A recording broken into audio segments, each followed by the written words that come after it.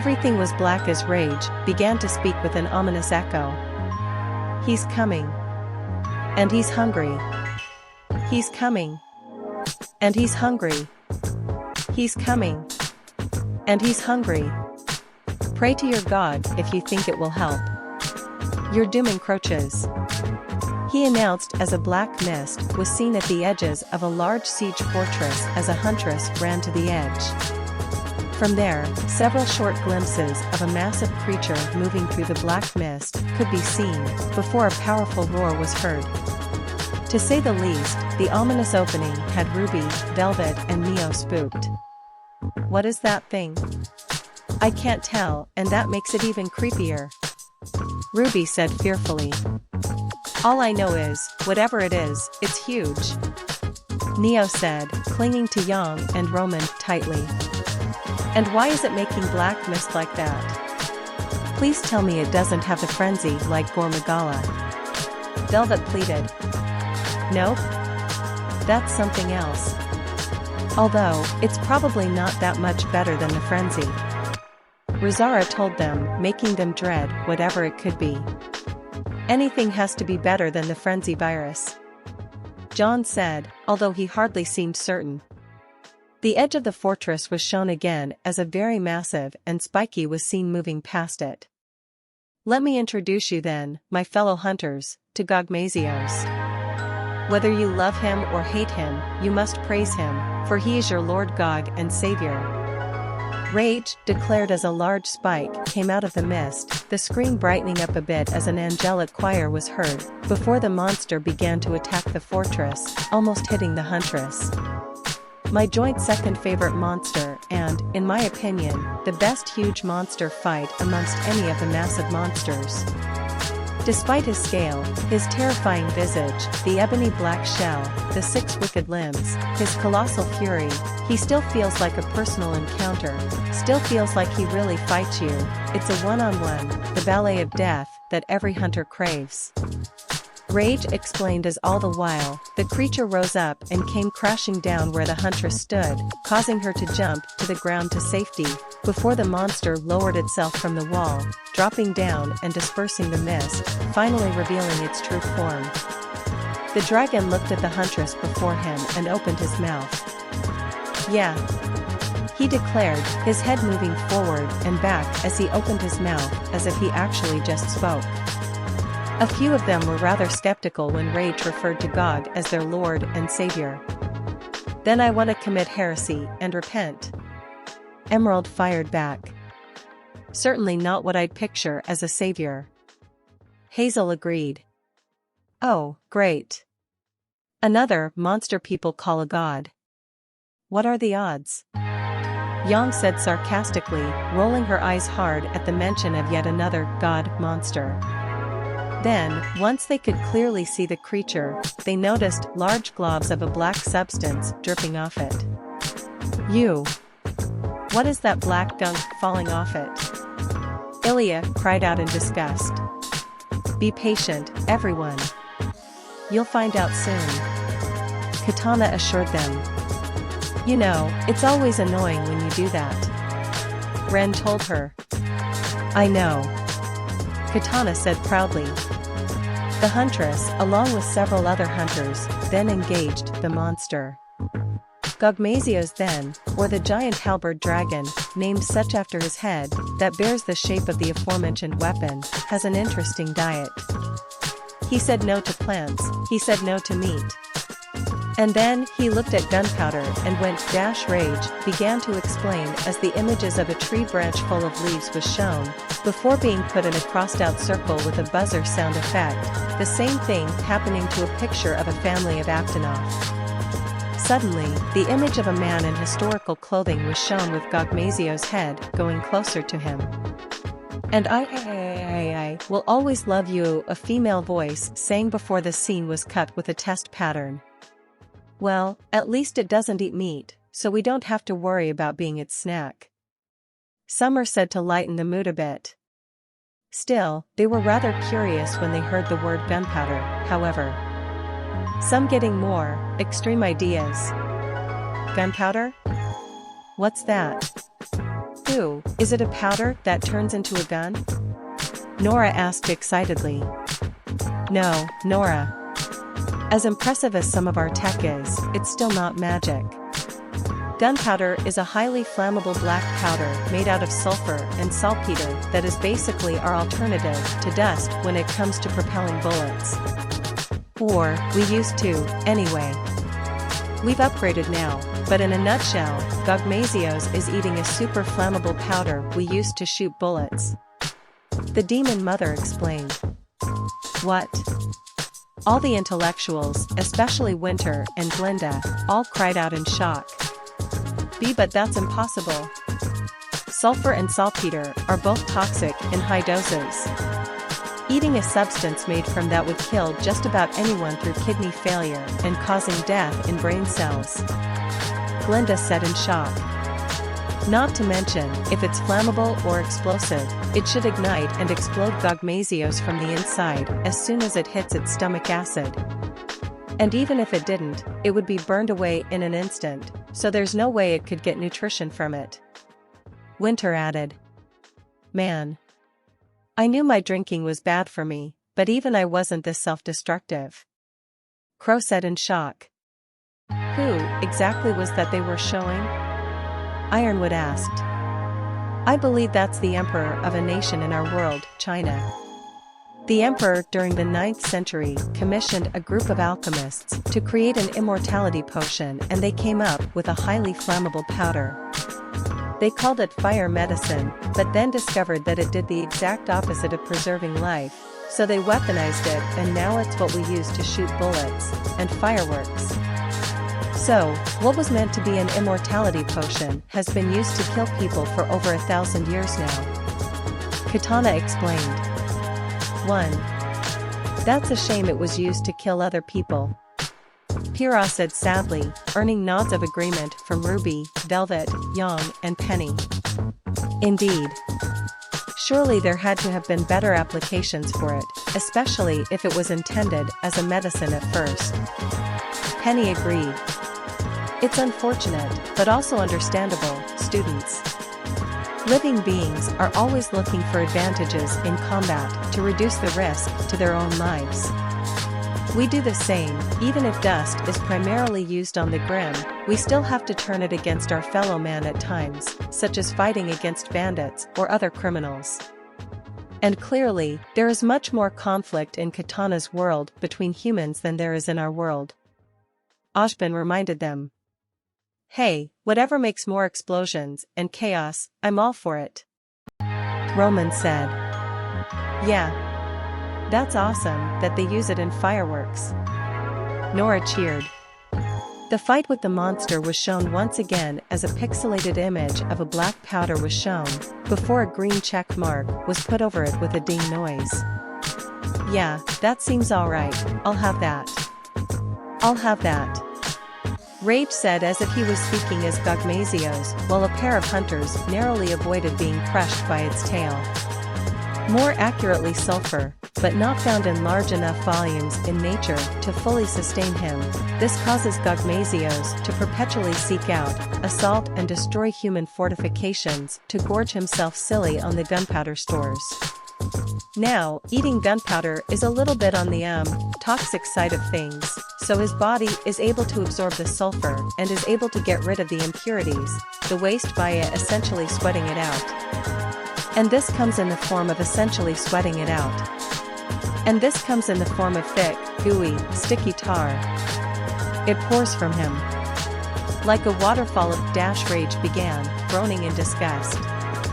But not just a byproduct of a diet, it doubles up as his most deadly weapon. Rage explained as the hunters climbed the fortress to get to safety. They were already a bit disturbed when they heard that the monster eats a toxic powder, but learning that its black ooze is the gunpowder sweated into tar, many of them were disgusted once again. Cinder groaned at this. I remember sometimes the madam made me fix damages in the basement or roof with tar. The smell clung to me for months. That helped keep hotel guests far away from me, so they didn't notice her mistreatment of me. She said, almost tearing up from the memory. We had to work with it in the Schnee mines to fuel the heaters we used, also. It smelled like death, Adam said, tightening his fist. However, none were more grossed out than Weiss. I think I'd rather take my chances with the Elmatern, Weiss said with a shudder. Oh, now you have no issues with the mud leviathan? Blake questioned. Hey. Mud doesn't stain nearly as bad as black tar. The heiress defended herself. Yeah, I don't want that crap anywhere near my hair. Jan agreed. No way, no how. My clothes would be ruined forever. Coco said, shuddering at the thought of the tar splashing on her designer clothes. The hunters were then shown attacking Gogmazios' tail. When receiving a blow, it is softened greatly by squelching into thick layers of tar. Yep. Radabon, you're a dirty thief. Rage, declared as a Radabon, was seen rolling through the rotten vale, accompanied by the jeers and boos of an angry crowd. It then returned to the fight with Gog. And on the attack, well. Ha ha. It's incredibly adhesive. If you walk into a pool of it, it's just gonna glob onto you, restrict your movement and make you helpless before him as his huge jaw comes crunching down. It also, as a byproduct of covering him, consistently picks up myriads of random weaponry, objects, treasure, corpses. He is just a walking flytrap to everything around him. You can find all sorts of fanciful little doodads and trinkets by going tar diving in goo piles. Rage pointed out as Gogmazios slammed down on the fortress. Suddenly, everything went dark for a moment. Disclaimer, I take no responsibility for any harm or injuries caused by tar diving in goo piles. Thank you. Rage issued a quick disclaimer with his voice sped up to quicken the disclaimer. After Rage's disclaimer, RWBY couldn't help but snort at the delivery, turning into a full-on laugh. She then turned to Weiss.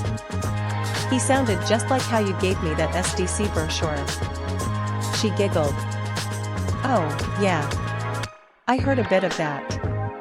After a while, it did sound like you were talking in fast forward, but I think that was me getting tripped up with the big words. John said. Weiss rolled her eyes at this. Probably because you're both dunces. She told them. What kind of idiot would go diving in tar? Hazel demanded. Hey, he said there's probably treasure in that tar. Get me a snorkel and I'll dive right in. Roman said with lean signs in his eyes. Neo face-bombed at this. The hunters then fled a safe distance away as Gogmazios trashed wildly. Hell, a few have even had a Dragonator, a whole functioning Dragonator, stuck to backs from previous, successful decimation of a human stronghold. In fact, if a Gogmazios ever shows up with one, there's a good chance you can break it off in mid-fight to land on the ground, triggering its firing mechanism and get in a sneaky little extra bit of Dragonating. It's really quite badass every time it does happen. Imagine the commander seeing that. Rage laughed at the idea. Suddenly, the commander was shown facing some kind of fiery war zone, before turning around. Where's my dash? He began, before the sound of a record scratching was heard and the commander stopped dead in his tracks, before Gogmazios was shown letting out a roar of fury. It then cut back and forth between the roaring monster and the commander stood unmoving with the sound of crickets in the background several times, before a superimposed mouth over the commander's own mouth made it look like he was screaming. Several students couldn't help but laugh at this. To be fair, that's got to be an unnerving sight, to see one of your people's best weapons stuck on a monster's back. Blake defended the commander. Ren sighed. I can attest to this. The Nuclevi that destroyed my village had the best hunters of my village scared stiff after seeing so many arrows, spears and swords stuck in the torso of the horseman part of it. He confessed. RWBY will also go gaga at the fact that there's a functional Dragonator on Gog's back. I'm more surprised that it's still functional even after being ripped out from the fortress it was in. Ironwood said. By all accounts, it shouldn't. Katana told us earlier Dragonators are launched by highly pressurized steam, so simply falling shouldn't trigger it to go off. Penny pointed out. Well, they've been trying newer spring-loaded mechanisms, so maybe that's it. Teko came up with an excuse. If that's the case, I'd say the mechanism works a little too well if it shoots even after it's been ripped from place. Winter said, a bit shocked at the prospect. Man, that dragon's got worse luck than me. First, get a giant spear stuck on your back, then it fires and shoots you when you get it off. Crow said, shaking his head. Back in the fight, Gog spun in a 360, forcing the hunter to block strikes from its passing wing arm and tail. And look, at this point, I accept that you might be thinking, I mean, that's neat, right? But is that really that threatening? I mean, he's an elder dragon. Well, firstly, I want to really stress the size. He is longer than 2 blue whales back to back, with more than the bulk to go with that.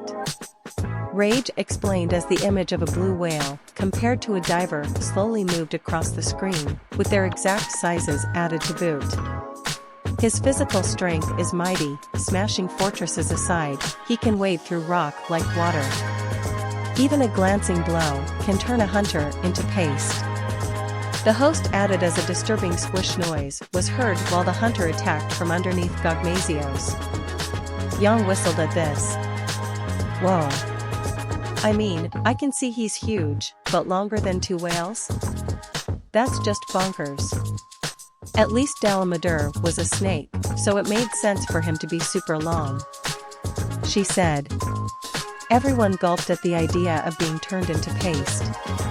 Even the strongest of auras could only take 1 or 2 hits from something that powerful. Glinda said worriedly. I don't want to get turned to paste. Velvet said fearfully, clinging to Coco. It's alright, Bun Bun. It's not gonna happen. You and I can mow it down from up on the tower, out of danger. Coco assured her. Sorry to ruin your theory, Coco, but it looks pretty clear Gogmazios can reach the top of the fortress where the hunters started from. Pyrrha pointed out. Nowhere is safe from Gogmazios. Nora declared dramatically. Why are you saying that like it's the best thing ever? Ilya questioned. The hunter then scaled the fortress once again to get the high ground.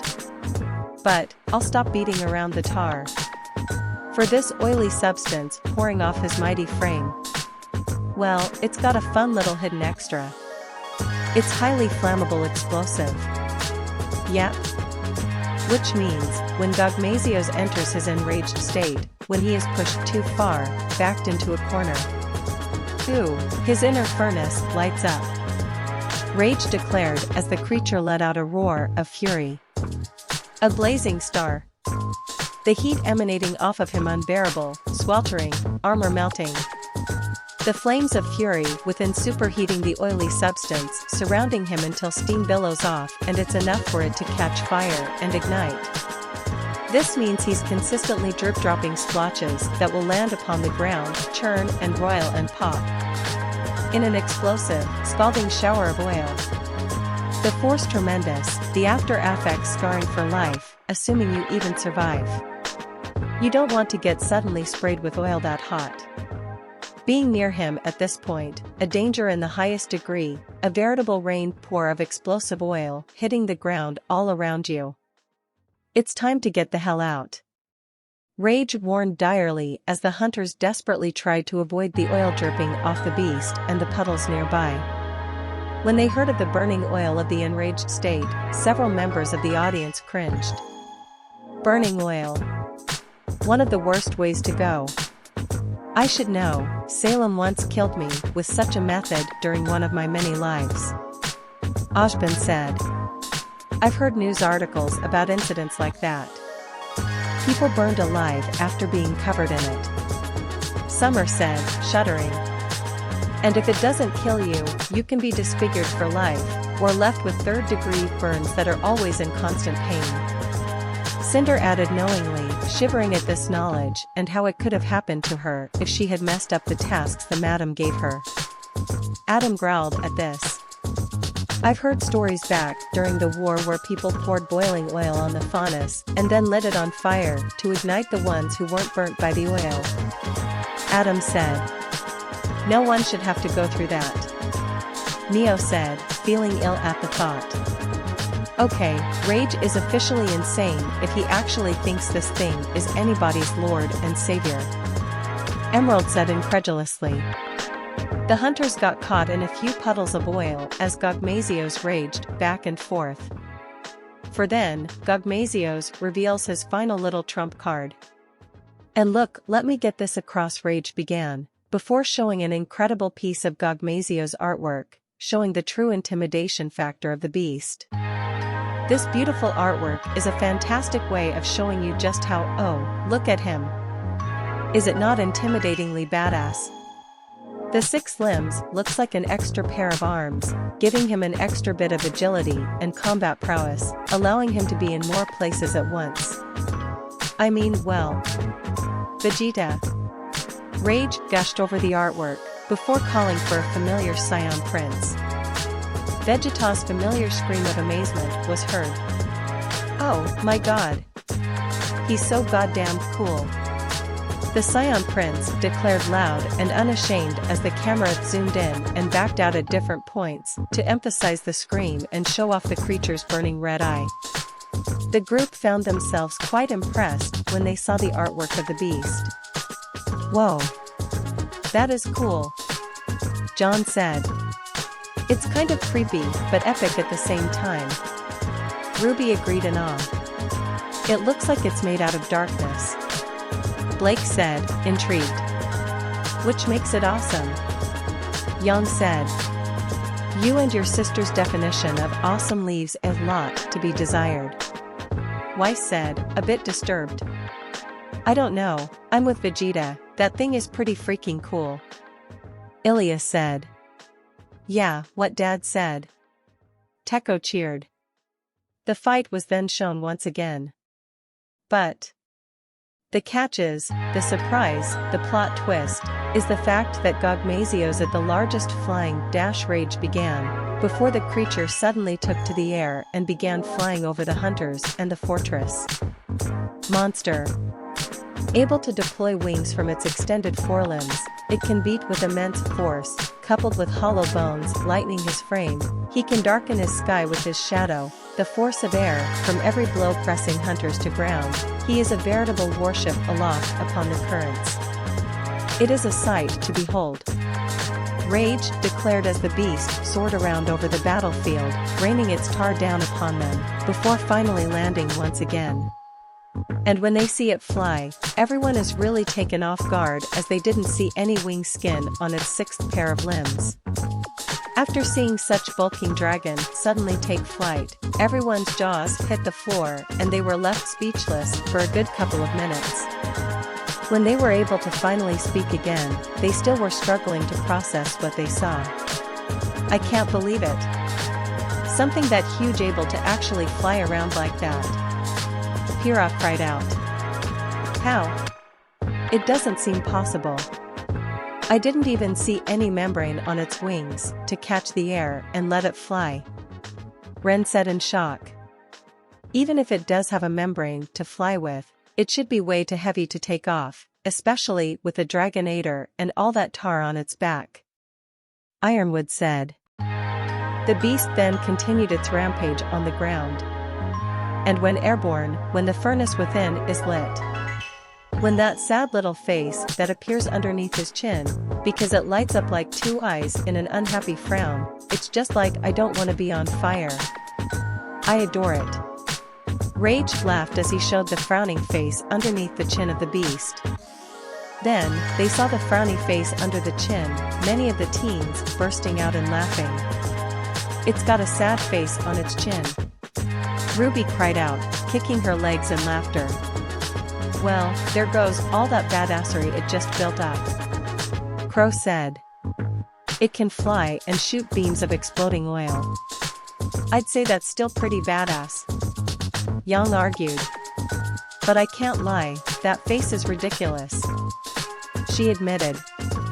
Neo giggled and poked Roman's side. It looks like you whenever Ruby messed up one of your plans. She laughed.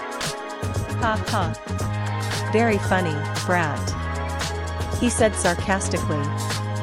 That's almost kind of cute, Velvet said, smiling a bit.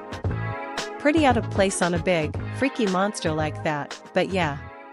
Still kind of funny, Coco admitted. Too bad that's not his actual face. He'd be a lot less creepy, Emerald said. But then no one would take it seriously, which would likely end up being fatal, Winter pointed out. Tense, epic music then began to play as the hunters continued to attack the monster. But, while airborne, towering lofty above all, he can unleash his most potent attack, a legendary attack that has imprinted itself on history.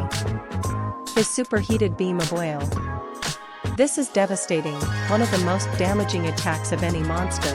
It is catastrophic to get hit. It is everybody go. Run. Save yourselves. As soon as this attack winds up, it goes everywhere. Rage declared as even more epic music began to play as the creature did indeed shoot an orange-hot beam of oil all around on the battlefield below it, leaving behind smudges of oil that soon exploded, creating an even greater hazard as the hunters struggled to evade the attack. I guess that's a better explanation than nothing. Cinder accepted that the membrane was held down by the tar. And if its bones are indeed hollow, that should actually make it light enough for wings that large to get it off the ground. Penny agreed. Especially if they are as powerful as Rage said. Glinda added. But look at that epic laser. Nora cried out. Epic. Until you're getting exploded and burned by superheated oil. Hazel said. Gogmazios was shown back on the ground, before shooting a strafing, horizontal beam of non-superheated oil at a hunter, who dove to avoid it. The definition of terrifyingly brutal. Rage began, before realizing his mistake and cracking up over it, before a test pattern was shown. Many laughed at this slip-up, but said nothing else. The hunters all rushed back in to attack the monster again. The definition of terrifyingly beautiful. Seriously, this move is imprinted upon veterans of all shapes and sizes. No one forgets getting hit by the oil cannon. Seriously, there's a reason this exists. Rage told of the beam's infamous legacy, before a clip of a strange bugman was shown as a red source of energy appeared to be in front of him. This creature could only begin to scream before a massive explosion occurred, destroying the being's entire upper body, with a couple of text boxes reading, "Cell has fainted and reward decreased to 0Z." Everyone was shocked at the annihilation of the bug creature. Phew, that guy got wrecked, big time, Neo said. If you can call that a guy. Who was that, exactly? Adam asked. Cell. He's from the same world as Vegeta. He was a bioandroid created to be the ultimate being, made from the DNA of all the greatest fighters of Earth, plus some from an evil alien tyrant named Frisia. And he was strong enough to obliterate solar systems. And he could regenerate from a single cell, so that attack didn't kill him. But, in this instance, he is essentially in the place of a human being hit by that attack, which would definitely be fatal. Katana explained. What does that mean, reward decreased to 0? Roman asked. Well, if you get knocked out or injured by a monster during a hunt, money will be taken from the reward for the hunt and be put towards your medical care after the hunt. So if you get too banged up, you won't make any money from the hunt because it would all go towards medical expenses. Rizara explained. Do your hunters not get medical insurance or anything? Summer asked. The demons simply shook their heads at this. Wow, suddenly that job is a lot less desirable, she said. The hunters retreated to a safe distance once again as Gogmazios fired yet another beam. Now admittedly, it is a rare flyer, the oil generally hardens and sticks its wings down, which is why it looks like it doesn't have any. But when forced to enrage, to heat up, it melts it, freeing its wings, and this is an incredibly rare occurrence. It's also a great amount of effort for it to get its bulk off the ground, so it is definitely a desperation move, but oh! Isn't it ever so impressive? Rage asked as Gogmazios charged forward, rose up to its hind legs, and slammed down onto the tower once again. Terrifying, but definitely impressive. Emerald said. I can't think of any Grimm that would be able to stand up to such an attack. Adam said. Too bad we don't have any sulfur lying around to convince it to fight for us. John said. A Dragonator then came out and rammed into Gogmazios, causing it to fall to its side. I love Gogmazios.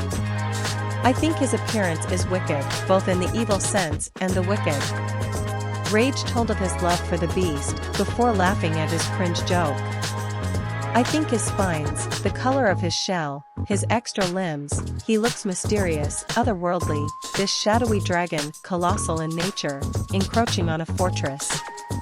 Imagine being on patrol one day, and seeing this sickly death making its way towards you, not knowing what the hell you're looking at, ringing the alarm and bringing hunters in. Rage explained as the hunters continued to try and get to the best positions they could while avoiding Gogmazios' attacks. That would be epic and terrifying at the same time. Yang said. Only you would think getting charged by that thing would be epic. Neo said, rolling her eyes. Fortunately, I would likely be able to spot one from great distances away while on patrol for Atlas. Penny said. Yeah, kind of doubt you'll be seeing many of those in Atlas, kid. That tar would freeze and they'd become statues. Crow pointed out. Suddenly, sad music began to play as the fight continued. And the thing is, it's almost poetically sad. The cause for conflict is just so pure. Gogmazios hibernates for years and years, sometimes decades, theorized in the swamp, but nobody knows these creatures are incredibly rare. They're not bloodthirsty, they're not aggressive, they're not going out of their way to murderize. They wake up and they just want food. They're hungry, it's understandable. Rage explained, sounding somewhat heartbroken as he explained the reason for conflict with the monster in a different light, as the monster itself took flight and rained down its oil once again. This gave everyone a moment of pause. That's right. I almost forgot this was all about food for Gogmazios. John said. Yeah. It's just trying to eat, but they have to kill it for that. RWBY said, immediately feeling bad for the monster. It's not fair. Everything needs food, especially something that massive. Yang agreed with her sister. Right. If anything, it's the humans' bad luck, they made a weapon out of the beast's only food source. Summer added. It looks so terrifying. Almost evil, but despite that, it's only hungry. Weiss said, also feeling bad for harshly judging the beast. A short while later, they managed to bring the creature to its side on the ground with a barrage of explosive ammunition. The basic instinct, the drive to survive and eat forces it onwards to raid gunpowder stores, as the sulfur it can find is simply not enough to sustain it, but the humans can't just be like, have at it, mate. Honestly, free all-you-can-eat explosive buffet. Because the loss of life, the loss of resource is simply too heavy, so we're forced to fight, preventing this majestic creature that, while absolutely frightening, is still an animal, looking to do what animal do, we have to put it down. The conflict cause is so silly. In another life, in another circumstance, we could wave it on by, live somewhat harmoniously despite its elder dragon status. Rage pointed out as the creature got back to its feet. At this point, any fear or intimidation was replaced with sadness and feeling sorry for the beast. It really is a shame. It only has one food source, but that one food source is something people desperately need. Pyrrha said sadly. There has to be some kind of compromise, isn't there? Like, they must be able to spare some gunpowder for it. Velvet said desperately. With the amount something that massive has to eat, I sincerely doubt it. It's a shame, but I don't see a way to feed it without running out of gunpowder. Ironwood said, even the serious and pragmatic general feeling sympathy for the creature. Unfortunately, that's sometimes how nature is, one side must die so that the other may live. We've seen this with Dalamadur and Lao Shan Lung as well. Ojban admitted, lowering his head at the unwinnable situation. Gogmazios then began to fire more beams of super hot oil. Hell, I'm not sure why they never thought about just putting up loads of gunpowder in a little supply outside the fortress. Then again, that might lure it back repeatedly, and when it runs out, it would attack, and also that would mean sacrificing the gunpowder anyway, which is what you're wanting to stop. It just seems like a waste to kill him, right? I just think there's something bittersweet about it. Rage explained sadly as the Gogmazios was knocked down again after more of a struggle. It's a starving animal that needs its fill to survive. I know that better than anyone. Emerald said, remembering how she used to scrape together any food she could find on the streets, or stealing money for food, not knowing if I'd get caught or if it would be enough. My next meal was never certain. I feel for the big guy. She said sadly. I'm just amazed it puts up with all that punishment to try and get the gunpowder the fortresses have. Don't predators give up if they take too much damage or they think the risk isn't worth it? Penny questioned. Hunger is an insane driving force. Trust me, I know. I used to eat scraps from hotel guests, and I worked as hard as I could to get back to those scraps whenever someone was done with them. If you're hungry enough, you'll do anything. And fortresses are the only place Gogmazios will find enough food to fill itself. So, yeah. It makes sense it wouldn't run. Cinder said. It makes me wonder what we'd do. We don't have gunpowder on Remnant, so would it go for dust instead? Ren questioned. And what would happen if they did eat dust? Would that change the kind of tar they sweat? The last thing we need would be a giant monster dropping elemental tar everywhere. Coco wondered. But if it did eat dust, that would undoubtedly lead us into conflict against the creature as well. Winter pointed out. Well, are there any volcanoes on Remnant? Katana asked. A few, yes. Glinda confirmed. Then it should be fine. Volcanoes are excellent sources of sulfur, so there should be enough there to feed Gogmazios. Especially since you guys don't use it for gunpowder. The hostess said. 2. Well, I think you guys know what to do by now. Katana said, clearly requesting their final thoughts on the monster. It was really cool. I like that it's not actually aggressive, despite how horrible its tar can be. RWBY said. And the frowny face under its chin is still hilarious. Nora giggled. Still, it's a shame that they only come into conflict with humans because they both need gunpowder. Pyrrha said sadly. Good thing we don't need it. Velvet stated. As horrible as it is to get covered in burning oil or tar, its attacks are really incredible. Cinder added. And I'd still love to snatch up any goodies that happens to fall out of all that tar. Roman declared. So, what's next? Ilya asked. And please, not another giant elder. I don't think my brain can process anymore. Ren pleaded. Well, there is one more pair of giant elder dragons, but we'll learn about them later. For now, my brother made another lore about that chameleon frog bird in the ancient forest you saw fight a Toby in his Toby Kadachi lore. Katana explained. That creepy thing? I think I'd rather have the giant elder dragons. Emerald groaned. Oh, come on. Pukei isn't that bad. He's actually kind of fun once you get used to him, Teko told them. Exactly. So, all of you sit back and behold the grace and craziness of the poison-bewitching bird, Pukei Pukei, Rosara declared as she started the next episode.